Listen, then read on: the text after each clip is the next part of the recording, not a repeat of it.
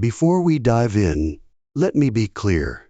This isn't a doomsday prediction, but if a global war ever breaks out, being prepared is key. Imagine total chaos where even toilet paper feels like gold, and ammo. Forget it. Remember how hard it was to find your go-to caliber during COVID? Now multiply that by 100. Bottom line, if you're concerned about future conflicts, start stocking up on ammo now. Treat it like prepping for doomsday. The more you have, the safer you'll feel. Stick around and I'll show you which calibers to focus on. Number 5 on the list is the 9mm. One of the most popular calibers people tend to stockpile. You've got two main variants, the 9mm Luger and the 9mm NATO. The key difference? The NATO rounds are loaded to higher pressures and speeds, typically hitting around 1260 feet per second, while the standard 9mm Luger usually clocks in closer to 1110 to 1150 feet per second. That extra velocity means more pressure and slightly better ballistic performance. But a crucial warning here: only fire 9mm NATO rounds in guns specifically rated for those higher pressures, like ones designed to handle plus P ammo. Before you stockpile NATO rounds, make sure your firearms can safely handle that boost. Common 9mm ammo loads usually come in 115 and 124 grain full metal jacket bullets, especially for surplus rounds often used in prepping. When you compare them, 115 grain rounds deliver around 338 foot-pounds of energy at roughly 1100 feet per second, while the 124 grain rounds generate about 339 foot-pounds at 1110 feet per second. The difference in power and speed is minimal, only about a 1% gap. So, how do you pick between them? I lean toward the 124 grain 9mm because it matches the NATO load specs. Whether you're shooting 124 grain NATO or Luger rounds, the weight consistency makes them interchangeable. This matters a lot in extended emergencies, when you might need to rely on your stockpile ammo. Sticking to the more common 124 grain round gives you predictability and consistent results in terms of accuracy and impact. Another thing, the price difference between 115 and 124 grain ammo is usually negligible. So why not choose the heavier bullet? That extra mass offers slightly better penetration, which could be key when dealing with barriers or tough targets. If we think about it, this approach is similar to the philosophy behind .45 automatic Colt pistol rounds. Their effectiveness largely comes from the size and weight of a 230 grain full metal jacket bullet, rather than just speed. So for the 9mm, going with a heavier bullet makes sense too. Now, I'm not diving into hollow points or self-defense ammo here, but the 124 grain full metal jacket rounds do provide a solid baseline for effectiveness.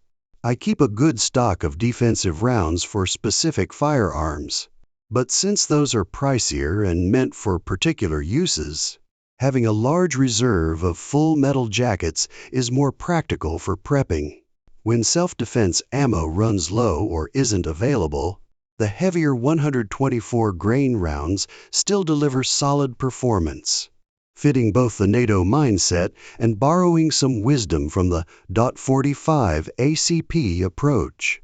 Number 4 on the list is the .22 long rifle, a caliber that definitely deserves a spot in your stockpile. This cartridge is incredibly popular among shooters, thanks to its versatility and budget-friendly price. But when you're investing in ammo you might rely on down the line, quality and dependability must come first. In the world of .22 long rifle, one brand consistently stands out for performance: CCIT.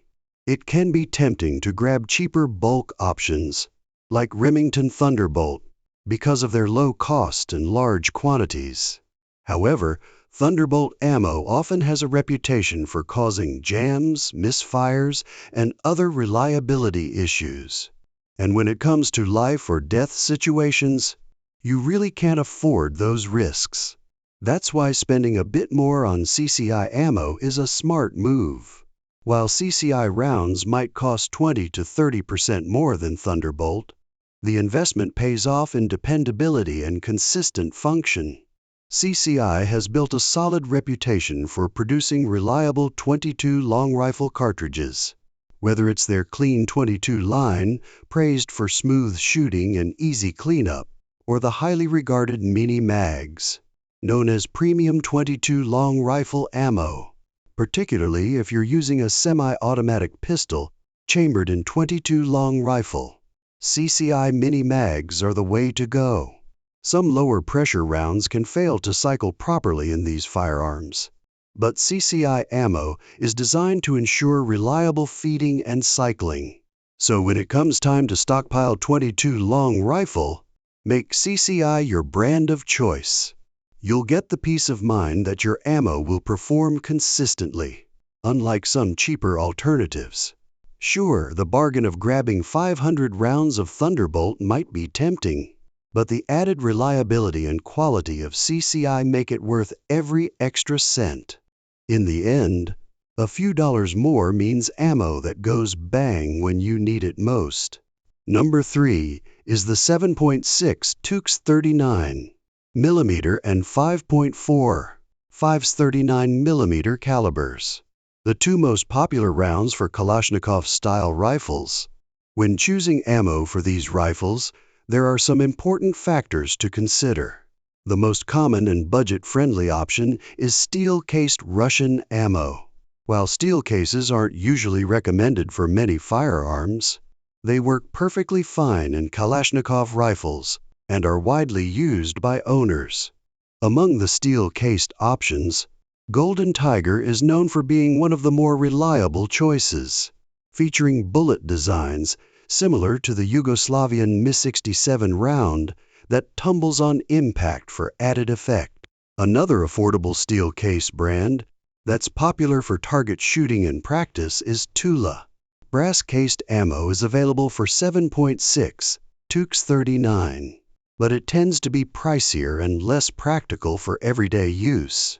The older brass-cased Yugoslavian military surplus, once popular, is now mostly gone and often sold at collector prices. For self-defense or hunting, it's smart to have some 8mm3 fragmenting rounds on hand. These rounds are designed to expand and break apart upon hitting the target, delivering greater stopping power.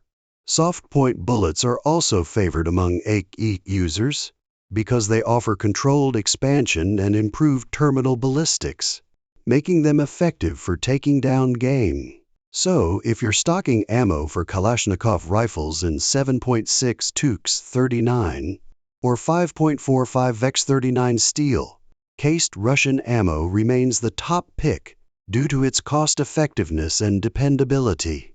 Brands like Golden Tiger, Wolf, Silver Bear, and Tula are commonly trusted by AKE owners worldwide.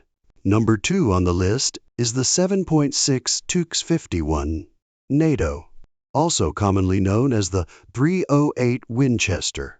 This cartridge is extremely popular and definitely worth including in your ammo stockpile. While the two rounds are very similar, there are some important differences you should know before using them interchangeably. Firing 7.6 TUX 51 NATO rounds in a firearm chambered for .308 Winchester is generally safe. Most rifles, carbines, and pistols designed for .308 can handle the slightly thicker cases and longer headspace of the NATO rounds. However, regularly shooting 7.6 TUX 51 NATO .308 chamber isn't ideal and not typically recommended. On the flip side, shooting .308 Winchester rounds in a 7.6 TUX 51 NATO chambered firearm is more complicated. NATO chambers are built for slightly lower pressure rounds, with thicker case walls and longer headspace. When you use .308 rounds, which often operate at higher pressures and have thinner case walls in a 7.6 Tukes 51 NATO chamber, there's a risk that the case could expand beyond its elastic limit, possibly causing a case rupture and damaging your firearm. It's critical to know your firearm's specifications before deciding which ammo to use. Most modern guns chambered for 7.6 Tukes 51 NATO can safely fire 308 rounds, but older rifles may not be designed to handle the pressure. If you're unsure, consult the manufacturer or a qualified gunsmith before mixing ammo types.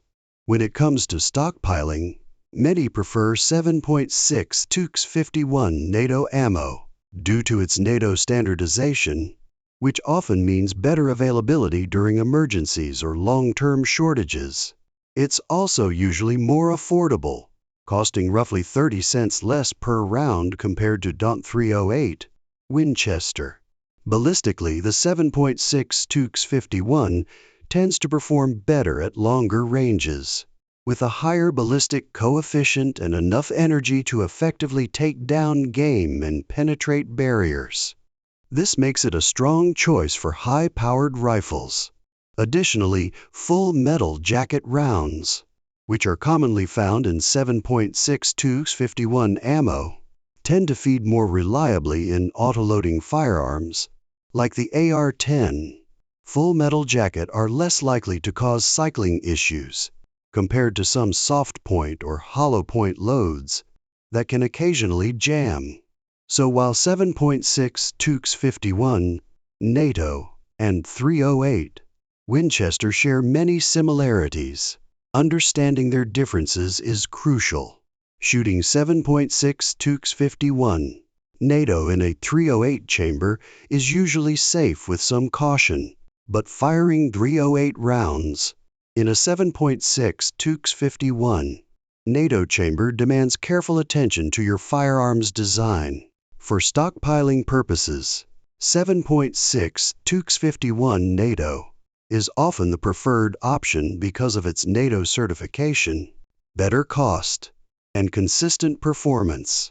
It offers excellent ballistics and versatility, making it suitable for a wide range of shooting needs. Ultimately, knowing your firearm's specifications and weighing factors like availability, cost, and reliability will help you decide which of these two calibers best fits your stockpile. Number 1 on the list is the 5.5645 NATO, commonly known simply as 5.56. It's the standard caliber for most AR-15 style rifles and is one of the most widely stockpiled rounds among enthusiasts. Within the 5.56 NATO family, two main loadings dominate the stockpiling scene: the Mon 93 and the Mate 55. The Mon 93 uses a 55-grain bullet, while the Mate 55 features a slightly heavier 62-grain projectile. Understanding the differences between these two is key to making the right choice for your ammo stash. The Mon 93, with its 55-grain bullet, has a ballistic coefficient around 0.243. which affects its performance over distance. It exits the barrel at about 3,270 feet per second and delivers roughly 1,360 foot-pounds of muzzle energy. This load offers a good mix of high velocity, solid energy, and decent ballistic performance. On the other hand, the Mate 55, often called the green tip, carries a 62-grain bullet with a ballistic coefficient near 0.304. This means it performs better at longer ranges. The Mate 55 travels at a slightly slower 3,100 feet per second and generates around 1,320 foot-pounds of energy at the muzzle. While it's a bit slower, the increased mass compensates nicely. So, which one should you stockpile? I recommend the Mate 55 for several reasons. First, its heavier 62-grain bullet offers superior penetration, making it more effective against obstacles like car doors and windshields, a crucial factor in unpredictable, real-world scenarios. Next, consider the twist rate of modern AR barrels. Most use a 1-7 twist, which stabilizes heavier bullets better, including those in the 62 to 77 grain range.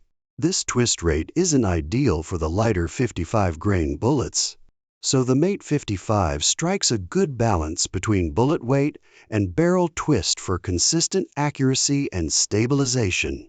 Additionally, the Mate 55's higher ballistic coefficient allows it to retain energy better at extended distances, which is an advantage if you're planning for a variety of shooting situations.